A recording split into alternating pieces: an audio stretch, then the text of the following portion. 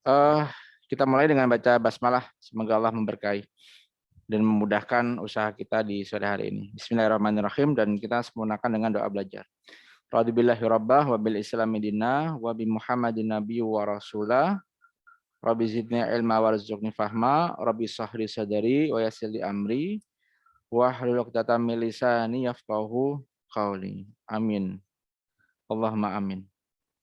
Pada perjumpaan kali ini ya, Ustadz akan membahas tentang jenis-jenis gerak yang lain. Ya, pada pertemuan sebelumnya kita membahas tentang gerak parabola ya. Gerak parabola itu gabungan ya, perpaduan dari dua gerak sekaligus, yaitu gerak lurus yang V-nya tetap disebutlah GLB, dan gerak lurus yang V-nya berubah-ubah ya, yang disebut sebagai GLBB. Untuk yang GLB itu arahnya ke sumbu X ya, dan kemudian yang GLBB itu arahnya ke sumbu Y. Itu yang pertemuan terakhir kita ya. Kali ini Ustadz akan membahas jenis gerak yang lain, yaitu gerak melingkar. Nah, seringlah ya, dan banyak kita jumpai dalam kehidupan sehari-hari yang lintasannya itu melingkar. Nah, gerak yang lintasannya berbentuk lingkaran ya, atau bahkan sebagian dari lingkaran ya, walaupun nggak penuh satu lingkaran, itu dikategorikan termasuk gerak melingkar. Ya, seperti apa ini? Permainan yang ada di tempat hiburan ya, lupa saya ini namanya. Yang kayak ayunan tapi diikat dan diputar bersama-sama ya.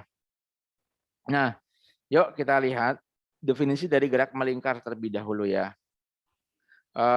Gerak melingkar itu kalau kita perhatikan di sini, kok ngelek ya komputer saya ya. Oh, ini nggak jalan nih. Mana nih? Nah, ini. Oh, ini nggak jalan nih. Nah, jenis-jenis gerak melingkar. Ya.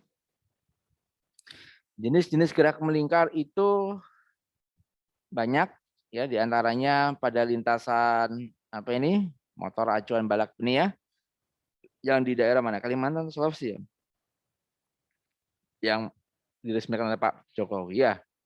Ini kan lintasannya seperempat lingkaran mungkin ya, dia berbelok ya, kemudian ada lintasan orbit dari planet-planet yang bergerak mengelilingi matahari, walaupun ini tidak melingkar penuh ya, katanya sih elips gitu ya. Elips itu seperti telur yang ya itulah, permukaan telur ya, itulah elips. Kemudian motor pacuan yang seperti ini ya, itu semua disebut sebagian dari gerak melingkar. Nah, sekarang kita harus tahu apa itu gerak melingkar ya. Definisi dari gerak melingkar itu adalah gerak dari suatu benda dengan lintasan berupa lingkaran atau bagian dari lingkaran tersebut. Artinya tidak harus satu lingkaran penuh ya, bisa aja dia seperempatnya atau setengah lingkaran ya, atau 3/4 lingkaran. Itu semua dikelompokkan ke dalam gerak melingkar. Nah, sekarang pembagian dari gerak melingkar. Gerak melingkar itu seperti pembagiannya gerak lurus ya. Kalau gerak lurus ada GLB, ada GLBB ya. Pada gerak melingkar pun dibagi dua jenis. Ada gerak melingkar beraturan, disingkat GMB, dan ada gerak melingkar berubah beraturan, atau yang disingkat dengan GMBB. Nah, konsep GLB dan GLBB itu diulangi lagi di bab ini ya, di gerak melingkar. Sehingga apa? Jika kalian kuasai baik ya gerak lurus tersebut, maka di gerak melingkar ini tinggal diganti simbol saja. Ya, nanti akan lebih mudah kita mempelajarinya. Yuk, sekarang coba contoh gerak melingkar. Nah, seperti geraknya baling-baling di helikopter ya. Baik itu balingnya yang di atas maupun balingnya yang di belakang. Ada juga ini ya, gerak yang orang yang lagi pusing kepalanya ya, muter-muter gitu kan. Nah, tapi semoga aja ini bukan belajar fisika loh ya, muter-muter begini ya.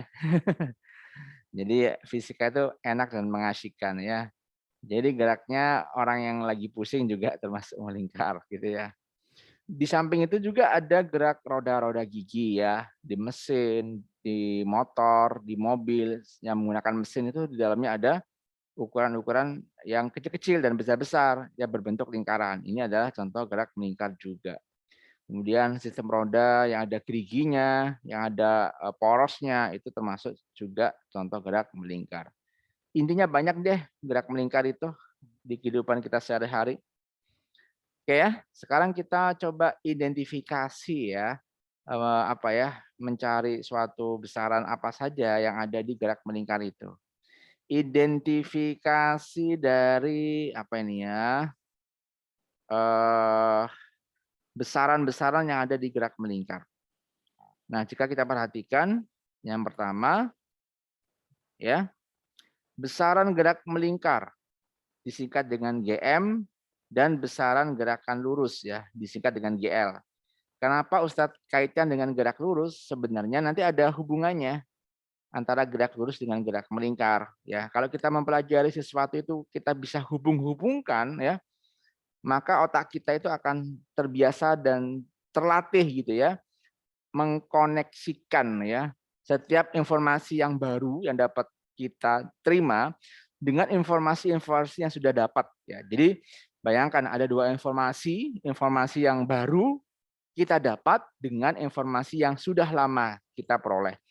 Jika kita bisa saling mengkoneksikan dua pengetahuan tersebut, maka otak kita itu akan semakin berkembang ya, semacam membentuk interaksi-interaksi dan melatih apa ya, sistem saraf yang ada di kotak kita itu semakin lancar. Kalau itu semakin baik apa ini sambungannya, maka informasi itu akan semakin cepat dan kita pahami. Jadi belajar apapun ya, nggak harus fisika, ketika kamu menjumpai ilmu yang baru, sebisa mungkinlah kamu kaitkan dengan ilmu-ilmu yang sudah kamu dapat jauh-jauh sebelumnya. Apa manfaatnya? Yang pertama, biar kamu itu nggak ngeblank ya. Yang kedua, ilmu-ilmu yang lama itu bisa tetap kamu hafalkan. Jangan dihafalin sih, tetap bisa kamu apa ya, ilmu-ilmu yang lama itu bisa kamu pertahankan ya. Yang ketiga, dengan ilmu yang baru kamu itu memiliki suatu tantangan ya, bahwa ternyata ilmu yang baru itu bisa dikembangkan ya dari ilmu-ilmu yang lama.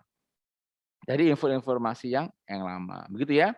Itulah perkembangan ilmu yang dikembangkan oleh seorang ilmuwan ya. Ilmuwan itu kan tugasnya mencari hal-hal yang baru. Tapi hal-hal yang baru itu pasti punya latar belakang, punya keterkaitan dengan konsep-konsep yang sudah lama. Begitu ya. Bahkan ketika di akhir penulisan dan kesimpulan itu kan selalu diharapkan apa saran dan pesannya. Nah, pesan dan saran yang dilanjutkan oleh ilmuwan berikutnya apa itu disampaikan di bab penutup dan kesimpulan dari suatu apa itu karya ilmiah begitu. Nah, sekarang kita kembali ke pokok bahasan bergerak melingkar. Lah, besaran dalam gerak lurus ya. Ini saya buat perbedaan besaran geraknya. Yang di sebelah kiri adalah gerak lurus ya. Gerak lurus adalah kadang disebut sebagai gerak translasi atau bahasa kerennya adalah linier ya. Jadi dua kata tersebut sama. Translasi linier itu sepadan dengan makna gerak lurus. Ada tiga besaran. Yang pertama ada gerak lurus itu fokus pada jarak tempuh yang disimbolkan dengan huruf S. Kemudian yang kedua adalah besaran kecepatan ya yang disimbolkan dengan V ya. V kecepatan linier kita ngomongnya.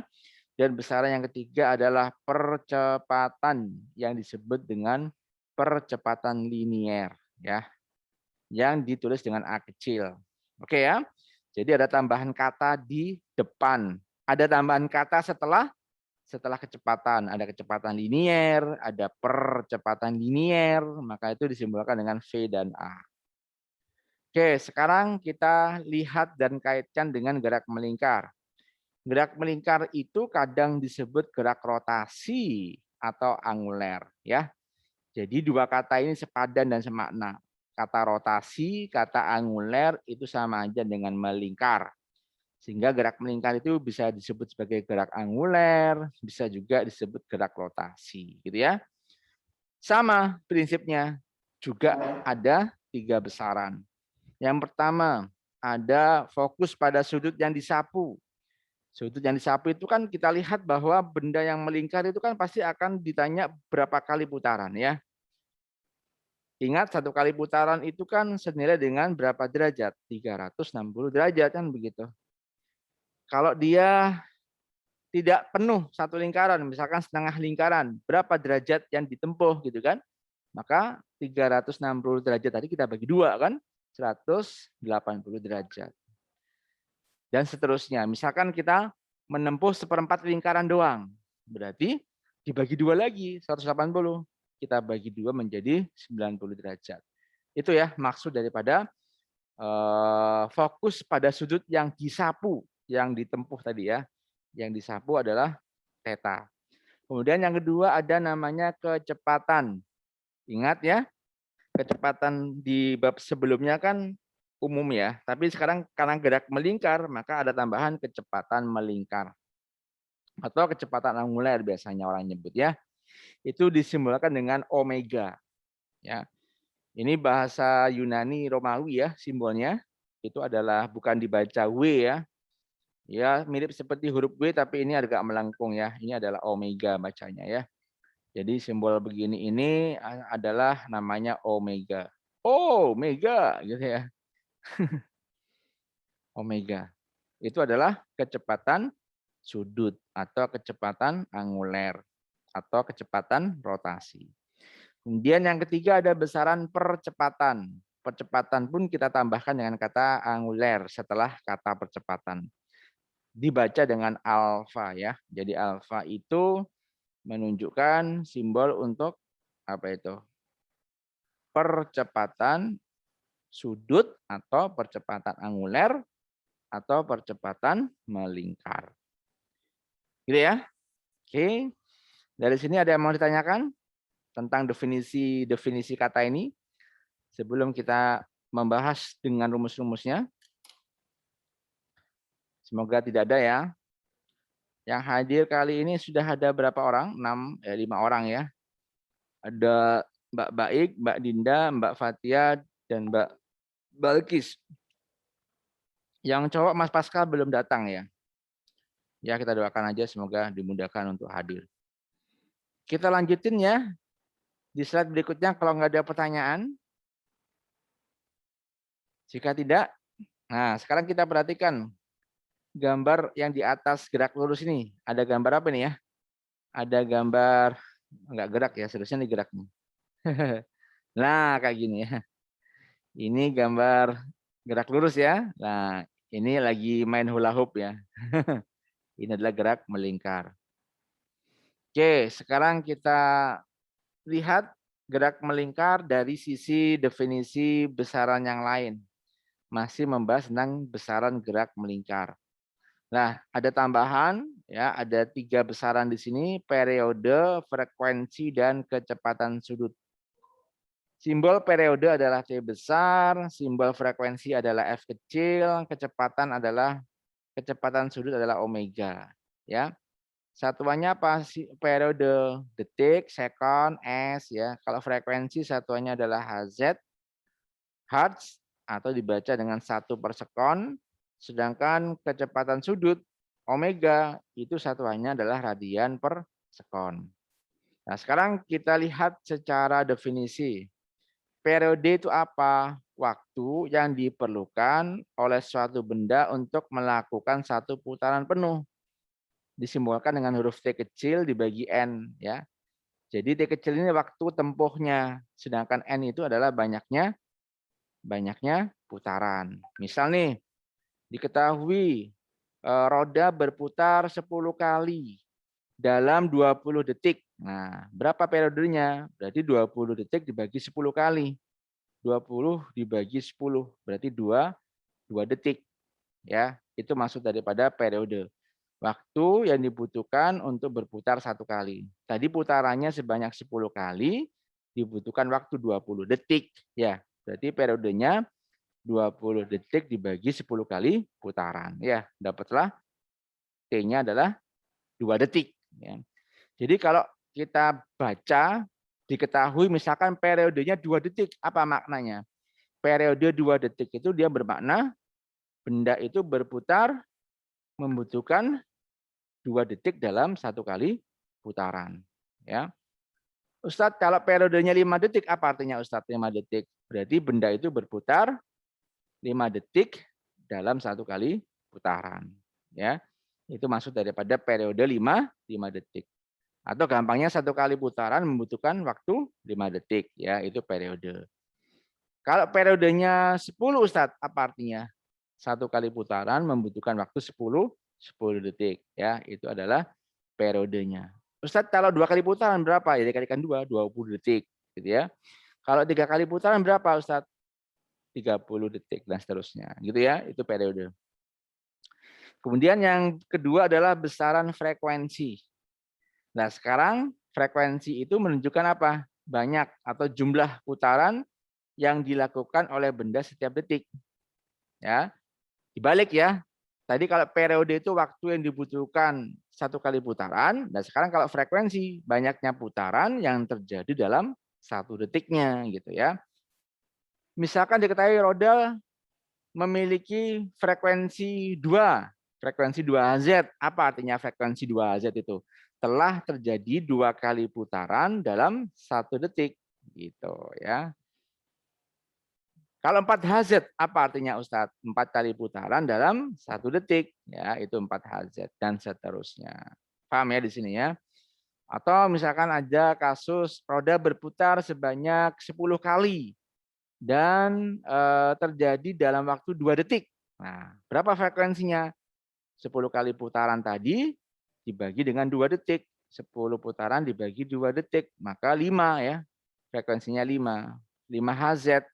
Frekuensi 5 Hz itu berarti 5 kali putaran dalam satu detik. Gitu ya. Bisa difahami ya. Nah, karena ini kebalikan, biasanya di buku itu ditulis sifatnya kebalik ya. T itu kan T per N. Frekuensi itu kan N per T. Jadi hubungan keduanya ini bisa kebalik begini, Mbak. Kita tulis menjadi ini. Hubungannya adalah ini. F itu adalah seperti gitu ya. Nah, gitu, seperti. Jadi kalau frekuensinya 2 Hz, T-nya berapa? Dibalik 1/2 setengah gitu ya. Kalau frekuensinya sepertiga, berapa periodenya? 3 ya, 3 detik ya, gitu dan seterusnya. Ini hubungan frekuensi dan periode itu adalah terbalik. Nah, sekarang apa itu besaran omega? Kecepatan sudut ya. Itu adalah besarnya sudut yang ditempuh benda selama selang waktu tertentu.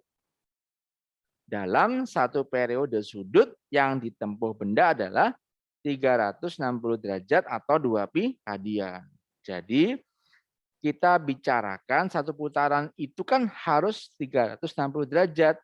Maka kalau itu terjadi dalam 1 detik ya, maka kita bisa menyatakan kecepatannya adalah 360 derajat dibagi 1 detik.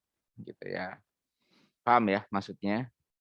Ustadz, kalau satu putaran ditempuh dalam waktu 2 detik, gimana kecepatan sudutnya? Berarti 360 derajat dibagi 2 detik, dan seterusnya. Ya, itu satuan dari derajat per detik. Dan derajat itu kalau dibikin radian, itu adalah ini. 360 derajat itu setara dengan 2 pi radian. Ya, jadi satuan sudut itu ada 2. Satuan sudut itu bisa derajat. Derajat itu penulisannya adalah berpangkat 0. Ini kita baca derajat ya. Derajat itu satuan dari sudut. Radian. Nah, sama juga radian itu adalah juga satuan dari sudut. Ya, jadi ada dua satuan untuk sudut, satuan derajat dan satuan radian. Bedanya apa? Kalau derajat itu nggak pakai pi gitu ya. Kalau radian itu pasti menggunakan simbol pi di sini ya. 1 pi. Pi di sini itu eh, eh, bukan 22/7 ya, bukan ya. Bukan 3,14 bukan, tapi dia besarannya bisa kita lihat nanti itu setara dengan berapa. Oke, sekarang kita perhatikan. Bedanya kecepatan angular dan linier. Ingat tadi, kalau angular itu disebut sebagai kecepatan apa? Kecepatan melingkar ya, atau kecepatan sudut. Sedangkan kecepatan linier itu istilah lain untuk apa? Gerak lurus dan gerak translasi. Oke, Ustadz punya roda. Ya, perhatikan gambar berikut. Roda ini itu ternyata berputar. Jika Ustadz tanya kemana ke arah putarannya, jawabannya adalah searah jarum jam ya. Oke, searah jarum jam muternya. Nah, kemudian kita perhatikan, kita stop ya. Nah, kalau kita stop sebenarnya ada titik-titik yang berputar ya, mengelilingi pusat roda tersebut. Ambil aja salah satu titik ya. Sebenarnya titik ini kan berada di dalam apa itu nempel di rodanya. Misalkan aja rodanya ini nginjak permen karet gitu ya. Maka kalau digambarkan putaran permen karet itu adalah mengikuti rodanya ini. Ya, jadi roda yang berputar itu bisa kita ambil satu partikel gitu ya. Roda yang berputar itu bisa kita ambil satu bagian terkecil gitu ya. Satu bagian terkecil itu seperti permen karet yang diinjak oleh roda ya. Rodanya akan apa ini? Berputar dan partikel permen karetnya tadi juga pasti berputar mengikuti roda. Kenapa? Karena kan dia nempel pada rodanya. Yuk sekarang kita stop. Nah, sekarang kita perhatikan secara pelan-pelan. Awalnya di sini permen karetnya ya. Kemudian dia berputar sampai di sini. Berapa kira-kira? Seperempat ya. Seperempat putaran. Nah, ini warna merah itu berarti menunjukkan apa? Keliling ya, seperempat lingkaran. Ya, sedangkan sudut yang disapu ini ya, mana yang disebut sudut yang disapu ini? Nah, kita kasih tanda theta ya. Theta itu sebagai sudutnya. Sedangkan warna merah itu adalah apa ini? Berpindah. Partikel tadi berpindah dari atas ke kanan ya. Maka dia butuh apa? Kecepatan geraknya. Karena geraknya melingkar, maka disebut kecepatan melingkar. Kecepatan melingkar itu sama aja dengan kecepatan angular. Simbolnya W ya. Nah, kemudian kalau dilihat kulitnya yang warna merah ini ya. Nah, ini itu sama dengan apa? Jarak tempuh S-nya. Ya, jarak tempuh S-nya ini. Nah, kalau diperhatikan geraknya partikel tadi, kan dia berputarnya searah jarum jam ya, searah jarum jam. Maka kalau dilihat geraknya partikel saat partikelnya di atas, kemana arah V-nya? Nah, V-nya ke kanan. Kemana arah V? Kalau partikelnya di kanan sini, ya maka arahnya ke bawah. Kalau partikelnya di bawah, kemana arah V-nya? V-nya ke kiri. Kalau partikelnya di kiri sini, kemana arah V-nya? Ke atas. Dan antum perlu ketahui bahwa yang disebut kecepatan linier itu yang mana? Yang V ini. Yang V ini yang disebut sebagai kecepatan linier. Yang arahnya itu ternyata apa? Menyinggung lingkaran tersebut. Sedangkan kecepatan angular atau kecepatan sudut atau kecepatan melingkar itu arahnya adalah mengikuti gerak lingkaran dari benda ini ya, yaitu omega ini melingkar ya. Bisa difahami ini dari arahnya saja berbeda ya. Kalau kecepatan linier itu digambarkan menyinggung lingkaran yang arahnya V itu menyinggung lingkaran itu disebut sebagai kecepatan linier, sedangkan kalau kecepatan angular itu arahnya membentuk lintasan lingkaran ya. Itu. Oke. Yuk kita turunkan rumusnya. Apa itu definisi kecepatan angular? Kecepatan benda ketika menyapu sudut dalam selang waktu tertentu. Misalkan tadi sudut yang disapu 90 derajat dalam waktu 2 detik. Nah, berapa kecepatan angulernya? Berarti 90 derajat dibagi 2 detik. Berapa? 45 derajat per detiknya.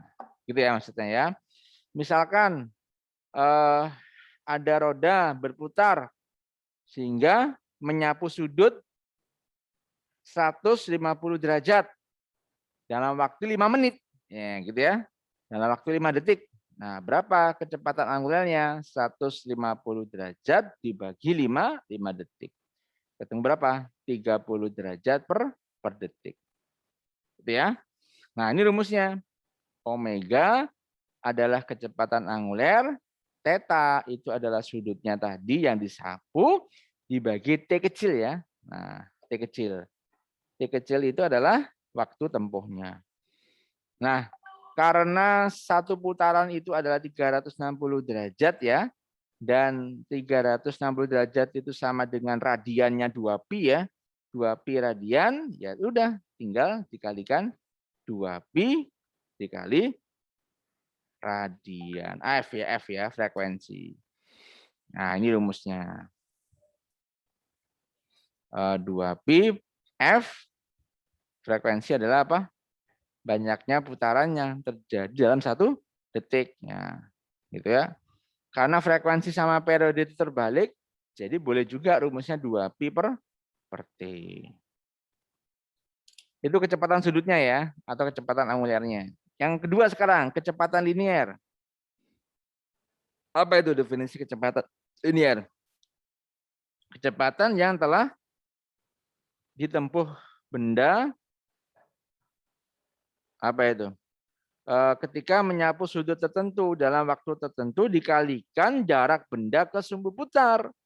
Jarak benda ke sumbu putar itu sama aja dengan jarinya. Sehingga dapatlah omega itu apa? Kecepatan sudut dikalikan dengan jarak benda ke sumbu putar, yaitu R.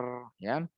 Omega itu pakai yang atas tadi, 2pi F. Ya. 2pi F dikalikan R. Ya udah, R-nya di belakang. Terus atau omega itu bisa aja 2pi per T. Kita ganti omeganya dengan 2pi per T periode dikalikan dengan R. R itu adalah jarak benda ke sumbu putar. Sama aja dengan apa nih? Jari-jari bendanya. Oke, dari sini ada yang mau ditanyakan? Tentang bedanya kecepatan angular dan linier.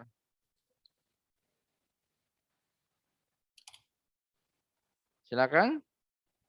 Masih standby di sini toh? Halo. Saya khawatir hilang semua nih, enggak kan ya? Yang ada di sini siapa sekarang? Baik Hasna, Balkis, Dinda, Fatia. Tetap semangat ya. Oke, sekarang kita latihan soal ya. Latihan soal berikut ini perhatikan. Biar enggak terus Ustadz ngomong ya. Yuk, sekarang perhatikan ini. Ada yang mau jawab bisa nih. Jawabannya A, B, C, D, atau E. Silakan. Ini pelajaran kelas SMP juga udah pernah kamu. Jika ada yang tahu silakan di chat. Biar nggak ngantuk. Jawabannya silakan di chat A, B, C, D-nya. Ustadz tunggu 1 menit. Dicoba-coba dulu. Anak tim Olimpiade Fisik ya. Ustadz singkat TOP ya. Tim Olympiade Fisik ya. TOP top. Itu kemampuannya harus di atas rata-rata ya, di atas rata-rata kelas. Jika ada soal kayak gini harusnya langsung respon jawab. Yo, silakan. Ustadz kasih kesempatan 1 menit untuk bisa menjawab soal ini. Silakan di chat Japri. Japri boleh, ke umum boleh. 16.01. Ustadz kasih waktu 1 menit. Silakan dicoba-coba untuk soal ini. Cek. Terdengarkan suara Ustadz ya? Artinya Ustadz sendirian di sini. Enggak kan ya?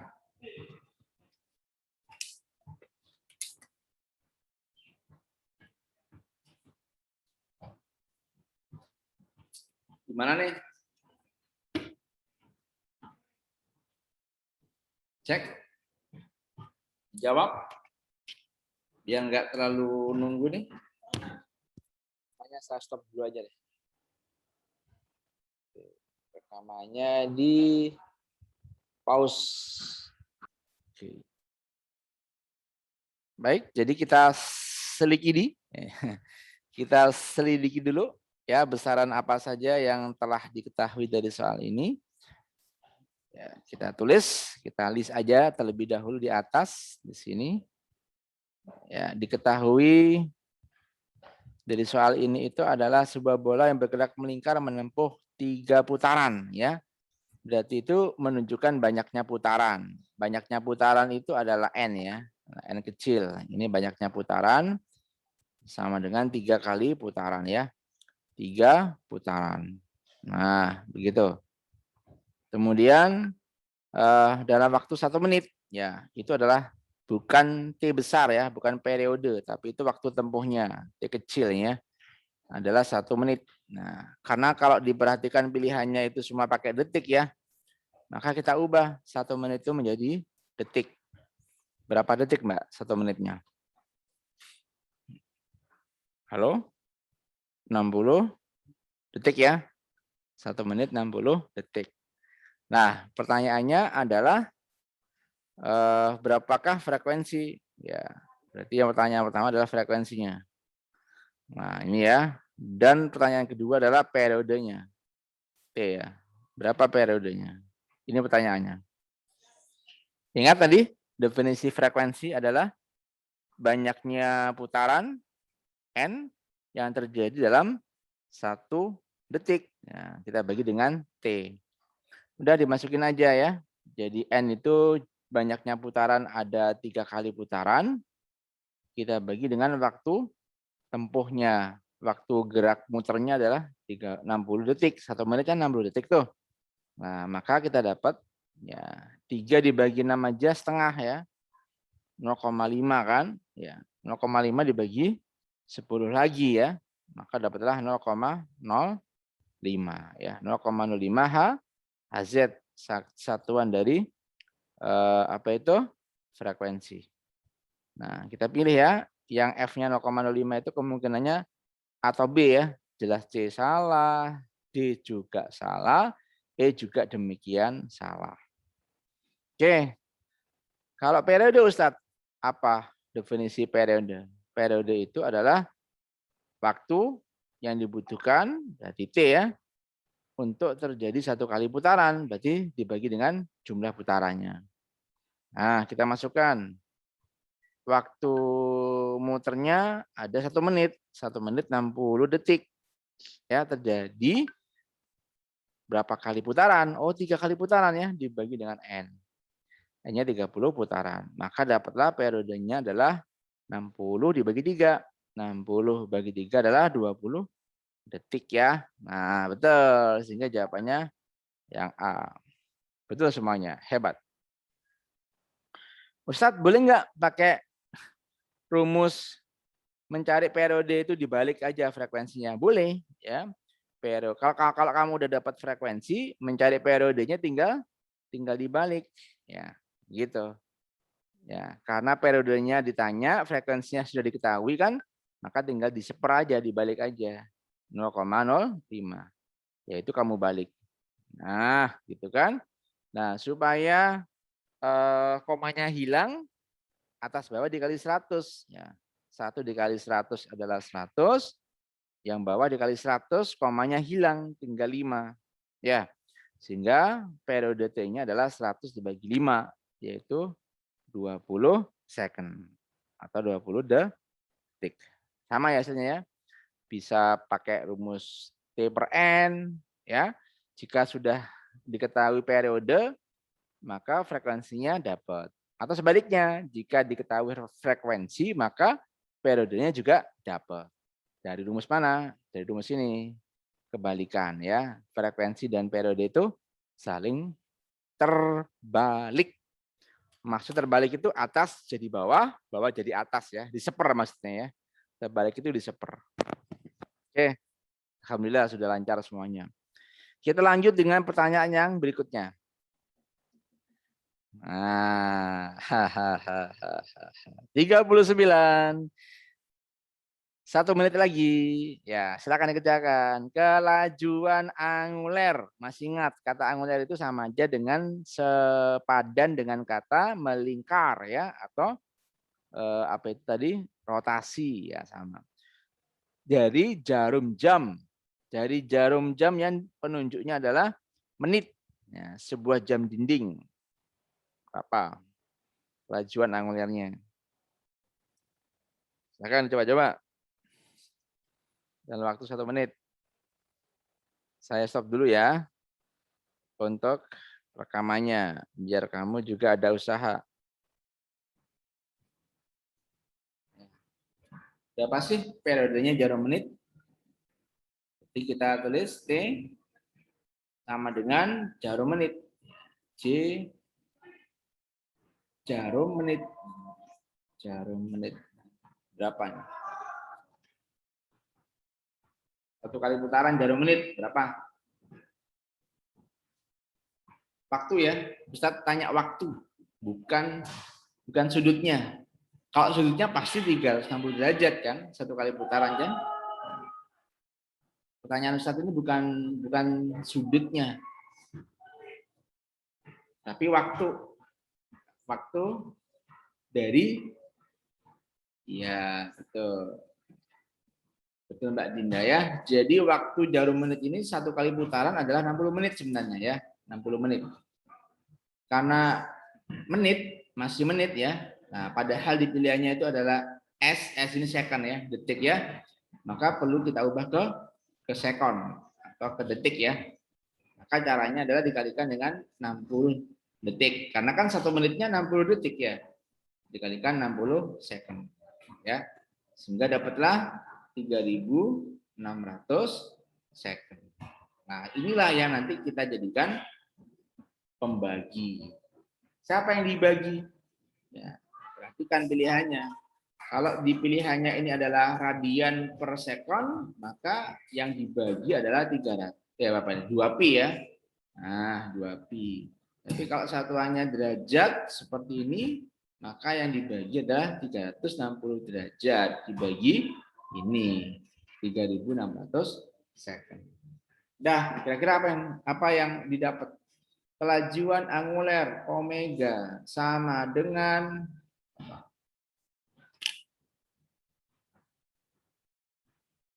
ada banyak rumus ya. Masih ingat tadi rumusnya apa saja? Bisa sudut dibagi waktu, bisa apa tadi itu?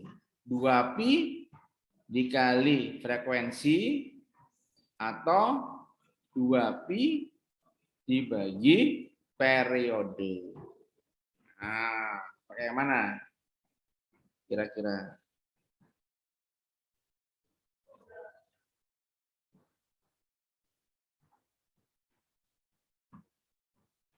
Silakan, bisa ditebak nih. Ayo, jawabannya apa nih kira-kira?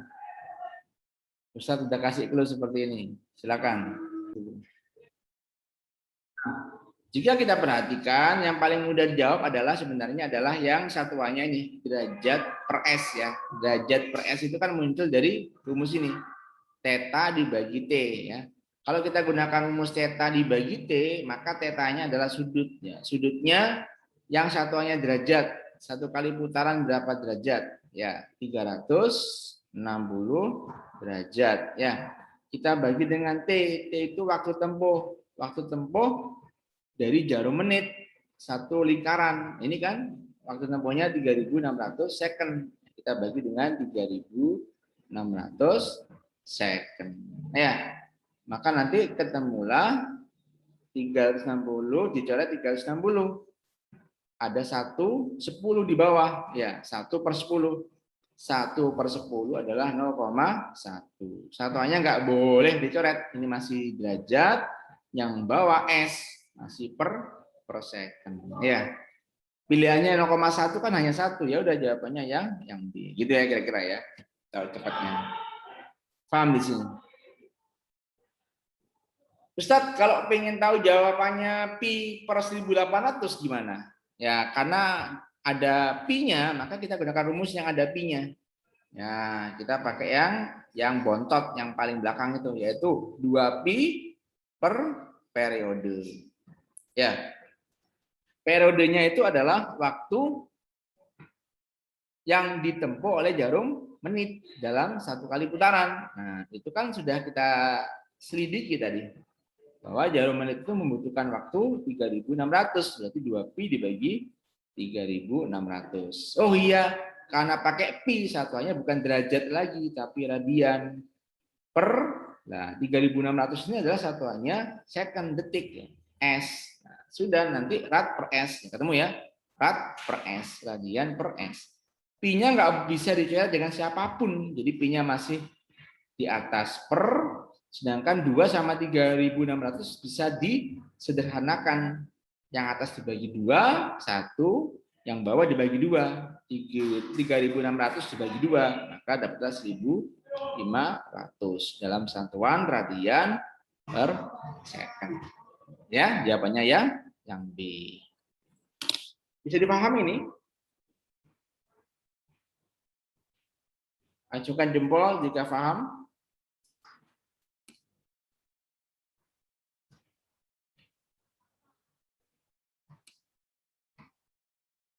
Mana ini acuan jempolnya?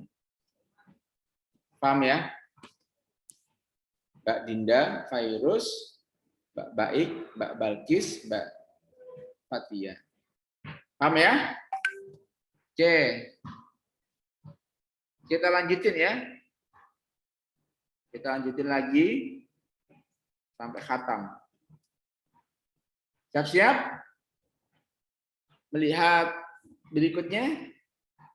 Oke, nggak ada respon ini. Masih standby kan ya? Semangat ya. Oke, sekarang nomor ini berikutnya nih. Cek. Siap.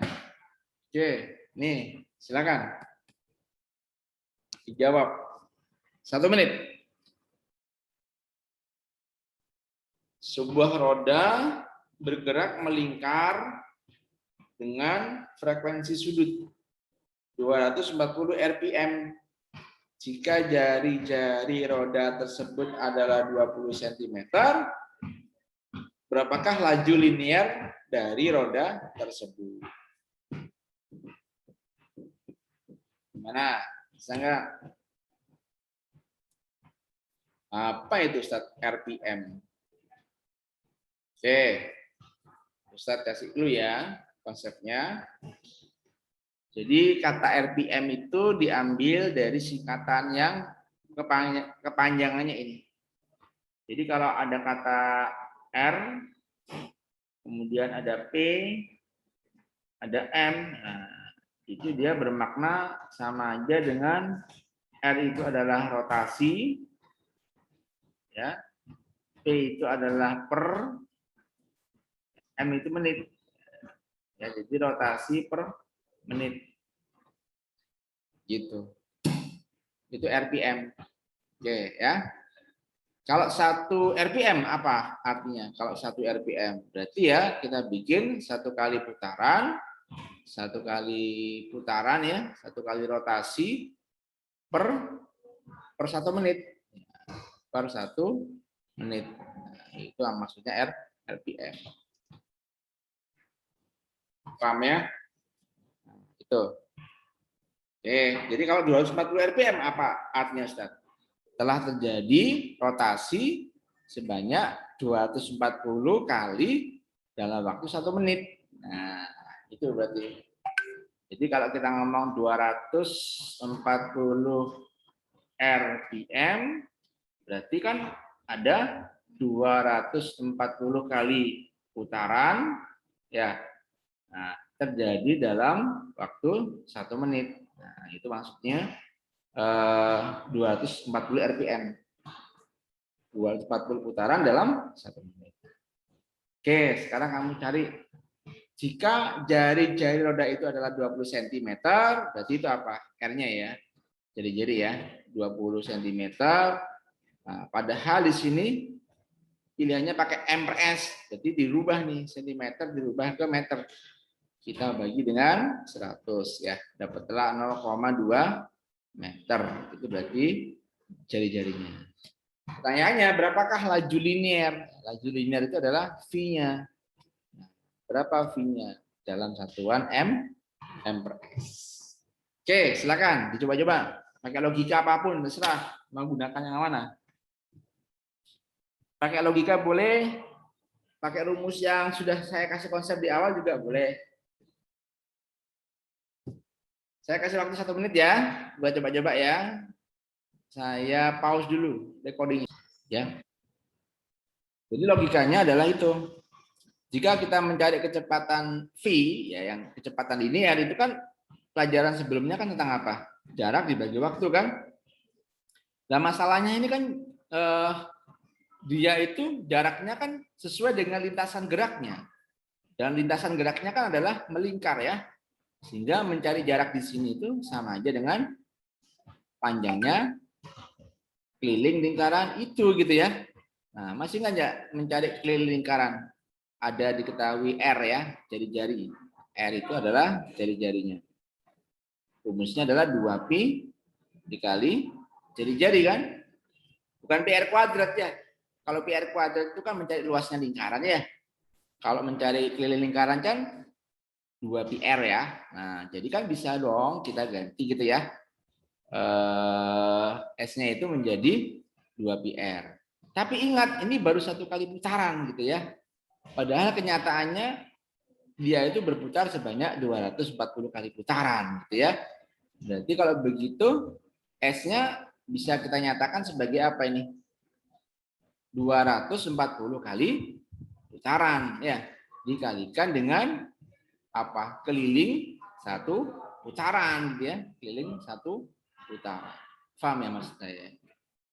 Yang rumusnya 2PR itu kan untuk 1 kali putaran sama dengan keliling lingkarannya gitu ya. Kenyataannya roda ini kan berputar sebanyak 240 putaran. Maka 240 kali itu 1 kali putaran masih dikalikan dengan 240. Nah, paham ya di sini ya? Nah, sekarang waktunya 1 menit. Ini waktunya. Nah, kita ubah ke detik ya, karena kan per S ya. Kita ubah ke detik, second ya. 1 menit kan 60 S ya. Ya udah, ini kita bagi dengan 60 second ya. 60 S ya, 60 second. Sehingga dari sini dapat nih V sama dengan 240 bagi 60 berapa? 4 kan ya. Jadi tinggal 4 dikali keliling lingkaran. Keliling lingkaran kan 2pi ya. 2pi dikali R. Paham ya? Satuannya apa ini? Ini sudah meter per second ya. Jadi satuannya adalah meter per S ya. Meternya dari panjangnya keliling lingkaran tadi, meter per secondnya dari waktu 60 detik tadi. Udah ketemu. 4 dikali 2 kan 8pi ya. Nah, 8pi dikalikan dengan jari-jarinya. Jari-jarinya kan meter ya. 0,2 dikalikan dengan 0,2 meter per second. Sehingga jawabannya berapa nih? 8 dikali 0,2 1,6 pi. Ini jawabannya bukan C ya. Masih ada pi-nya ya. Yaitu 1,6 pi meter per second ya. Jawabannya yang D ya. Paham di sini? Itu kalau pakai logika ya. Itu kalau pakai logika. Ustadz kalau pakai rumus gimana Ustadz? Yuk kita pakai rumus ya. Sesuai dengan konsep ya bahwa mencari V itu adalah tadi apa? V itu adalah kecepatan sudut dikali jari-jari. Ya, kecepatan sudut dikali jari-jari. Kecepatan sudut itu apa rumusnya? 2pi ya dikali frekuensi ya dikali jari-jari. Atau bisa juga frekuensi dibalik ya. 1 per periode. Boleh juga ya. Bisa aja frekuensi ya. Karena apa ya? Frekuensi itu adalah 1/T, gitu ya. Maka bisa kita nyatakan bentuknya adalah 2pi/T ya, dikalikan dengan jari-jarinya. Sudah selesai. Periodenya berapa Ustadz? Periodenya. Nah, masih ingat nih periode nih? Mencari periode itu kan berarti waktu ya dibagi dengan apa itu? Banyaknya putaran ya. Itu. Ya. Ustadz kalau pakai frekuensi aja gampang kayaknya Ustadz. Oke, pakai frekuensi aja ya. Kalau pakai frekuensi boleh Ustadz? Boleh. Frekuensi itu apa sih? Banyaknya putaran yang terjadi dalam 1 detik ya. Jadi N/T kan? Nah, sudah. Kita pakai frekuensi aja Ustadz, lebih gampang. Baiklah. Kita hitung ya frekuensinya berapa. Nah, frekuensinya kan banyaknya putaran berapa? Ini N ini. Nah, N ini adalah 240 kali putaran. Kita masukkan ke sini. 240 kali putaran. Kita bagi dengan waktunya. Waktunya adalah ini. Berapa ini? 1 menit. Berapa detik? 60 ya. Kita bagi dengan 60. 240 dibagi 60 berapa? 4 ya. Nah, 4Hz.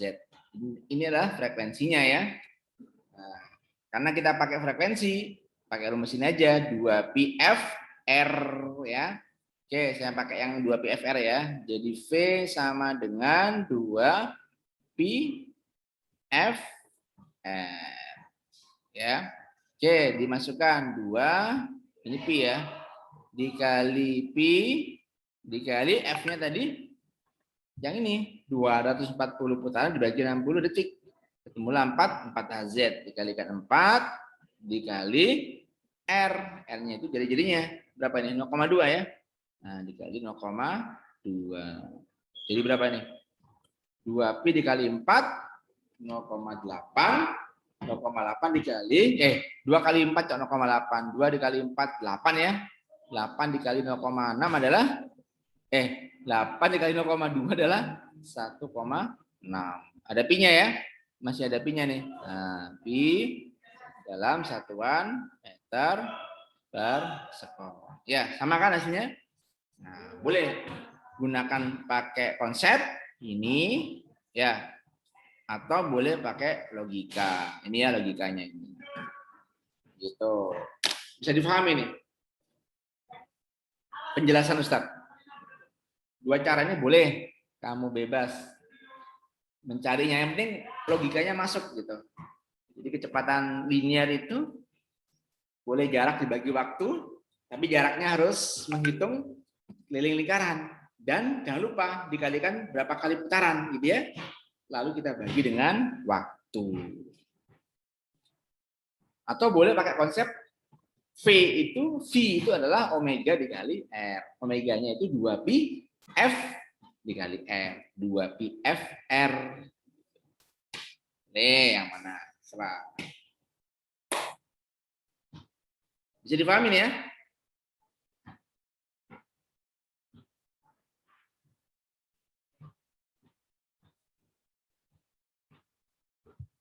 Baik, itu aja dulu ya. Insya Allah sudah 1 jam. Ya, Ustadz jangan terlalu lama-lama, nanti khawatirnya antum semuanya jadi jenuh ya.